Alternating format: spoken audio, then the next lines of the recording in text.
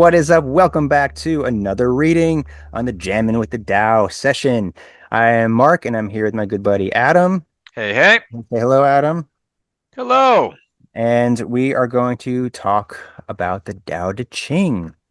We like to do that a lot, and because it's a fun book to read through. And today we're going to work on number 7. It's a short one, but that doesn't mean there's not anything to talk about. Sometimes these short ones can get us spinning in all sorts of directions, but we'll try to keep it hmm as coherent and concise as possible. But I will kick it hmm off to Adam to read from whatever version he's reading from. Number Sure. 7 from the Tao Te Ching. 7. So this is from the Ursula Le Guin translation. And so this is how she translated 7. Heaven will last, earth will endure. How can they last so long? They don't exist for themselves, and so can go on and on.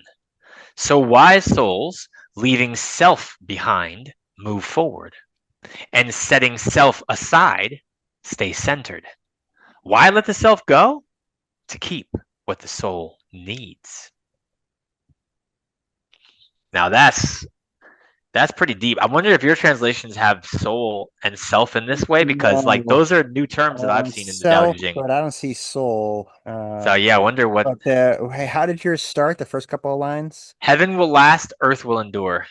Heaven will last, earth Earth will will endure. How can they endure. last so long? They don't exist for This themselves. one from the Stephen Mitchell translation says the Tao is infinite, eternal. Why is it eternal? It was never born, thus it can never die. Oh wow. Okay, so that's very different. And then this one says something similar to, I think, what you read, talking about heaven and earth being long and enduring hmm because they did not live for themselves, thus they are present for hmm all beings. Kind of, hmm I think, talking about the concept of existence, right? Like, Oh yeah. what even Oh is yeah. existence? No, I agree. And I just think it was interesting because like I don't remember other Taoist stuff like mentioning this word soul. That might have just been Ursula's kind of take on it. But like this distinction between the self and the soul. And this way, in this translation, they're like kind of distinct, right? Because why let the self go to keep what the soul needs is kind of an interesting articulation. So I was curious if that was showing up in your Yeah. translations. Soul, I think, can often be synonymous with eternal, right? It And can be, yeah. we see the word eternal a lot in these other translations, talking about the Tao, the infiniteness, the eternalness. Now, we're number 7 here, right? So we're pretty close to the beginning of this hmm book, where it hmm still is talking about the Tao. This book is actually kind of separated into two parts, the Dao Jing and the De Jing. And I think it goes up to number 30 something where the split happens, where the first part of it is talking really heavily about the Tao, and then it moves more into that kind of virtue component and bringing a little bit more of the humanity into it. And it's like you got to talk about the way before you can talk about how to be in the way, right? And Or get out of your own way. we're still, or be in your own way. Uh, this feels like it's still hitting it pretty hard about talking about the Tao itself and what it hmm really represents, and how there's this concept of it being all things. I mean, we Yeah. call it the universe from the scientific standpoint, or the cosmos, and maybe there's other religions that can refer to it as other things like samadhi or nirvana or whatever, right? But we're really talking about this existence, non-existence dance here, I think. Yeah, I think so too. And like I've gone through many different iterations of what my own sort of language that helps me process this kind of question. And like what I find most helpful is like I sometimes will distinguish the difference between being and becoming. And in this case, I feel like that's kind of what I'm seeing here is sort of like the being is that soul, that deeper eternal aspect of ourselves that kind of participates in the eternal things. And the becoming is like that sense of self, that ego identification, that part of us that passes away, right? Because we are a manifestation of life itself, that being, that ever-present existence. So we participate in that, and that's who we are at our deepest level is life itself in some way. But everything else, our self, our ego, our memories, our feelings, those are all just becoming, just part of the endless churn of energies of the interplay of yin and yang, right, at all crazy scales. And Hmm. so what this is kind of bringing attention to is like, yeah, you can get lost in the sauce of your own becoming, but if you root in your being, in the Tao, in the very existence that we all are, you are able to endure because that's the part of you that does endure, the eternal part. The part that doesn't endure is the part that passes away when we get old, or that goes through a million ego deaths in a lifetime, right? Hmm. For some of us. And so, I think it's really inviting us into that bigger, deeper existence. Yeah, which I think plays a little bit into some of the more Buddhist concepts of like detachment, Mm, right? I think it's one of the eight limbs of yoga. I think maybe uh, dhyana, like this deconcentration concept. You got to concentrate and then deconcentrate. You're gonna attach and mm, detach. I think this even says it in this version. Uh, the master stays behind. That is why she is ahead. She's yeah. detached from all things. That is why she is one with them. So Hmm. attachment's a funny thing. And we talk about this again in Buddhism a lot, but also in Taoism, in this perspective here of what does it mean to detach?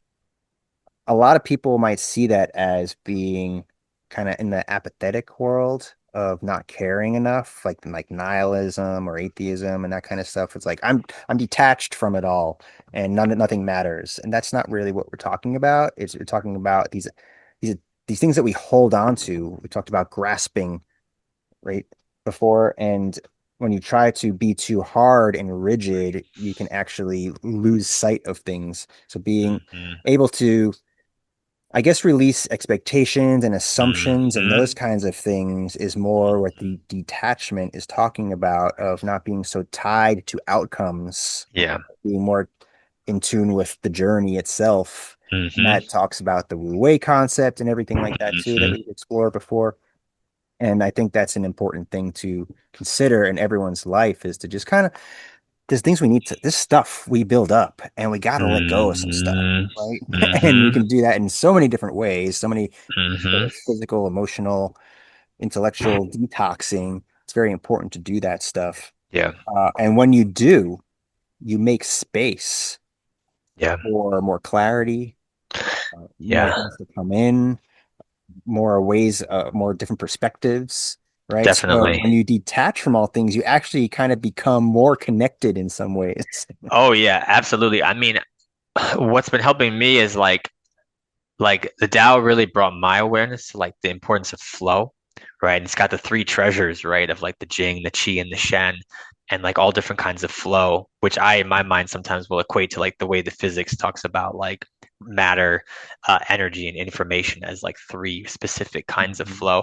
And like these three treasures, like they really can help us. But when we have a lot of like expectations or hopes, or we have a lot of trauma, or we have a lot of just control that we want because of our lack of safety. Like all these things build up resistance. They build up external resistance because we have ideological debates now with people that we can't quite flow with, right? Or we have our own ideology where we can't quite accept a reality that simply is. And so Mhm. I think this kind of tradition is saying like the more you can accept reality for what it is, the more that you can let go of all those things that create internal and external resistance, the more Mhm. you can flow into these Yeah. states like they call like Wu Wei, where you're doing work, but there's no effort, right? Because like you're just Yes. flowing, there's no resistance. Yes. Yeah. No energy expenditure. Yeah, you're And not wasting the only energy. way to cultivate energy, I mean, we all use energy. We have to. That's how Yes. everything exists. It uses energy, but to deplete the energy is essentially to die, right? Yes. So we Yes. want to use the proper amounts of energy so that we Yes. can For the still required work. continue, but then have the ability and the awareness and the know-how and the practices to revitalize, Mm-hmm. rejuvenate, and cultivate Mm-hmm. some more of that energy so that we have Mm-hmm. store of it, right? We have that abundance of that Mm-hmm. vitality so we're not depleted. And Mm-hmm. there's so many ways to deplete energy through the Especially, excess, through the oh my gosh, extreme. especially now. Yeah. Yeah. Yeah, it's crazy. So it's just yet again another great reminder to just sit in the essence of all that is, and you can actually see things more clearly. Yes. So simple and so profound at the same time. Yes, it is. And like even this whole idea of like keeping what the soul work what the soul needs, like it does line up with some spiritual traditions too, or even like near death experiences where people have been able to like have these experiences outside of their body, outside of time, where they see the whole and they're less like concerned about their small shit. The petty stuff like kind of evaporates. And a lot of them are like, I saw my own foolishness and how silly I was, from this crazy vantage points of a near Mhm. death experience. And I saw that like a lot of these people, they report the same thing, which is that the soul is like coming to learn and grow and transform at the like deep energetic patterning information level of reality. And that's what that soul wants, right? And so like the more that we're able to like just live our lives fully and like really be fully present with the flows that we're a part of, the Mhm. more that it helps the whole, right? See or hopefully learn how to like cultivate that energy in ways that aren't wasteful, right? That bring coherence to the world. Um, Mhm. and I think that's what this tradition does so beautifully, right? Is really draw attention to that dynamic. Exactly. Yeah, yeah, even things like selflessness, uh, Yeah, giving, but you can take too, but giving actually helps create that energy flow as well. The master puts herself last and finds herself in the place of authority.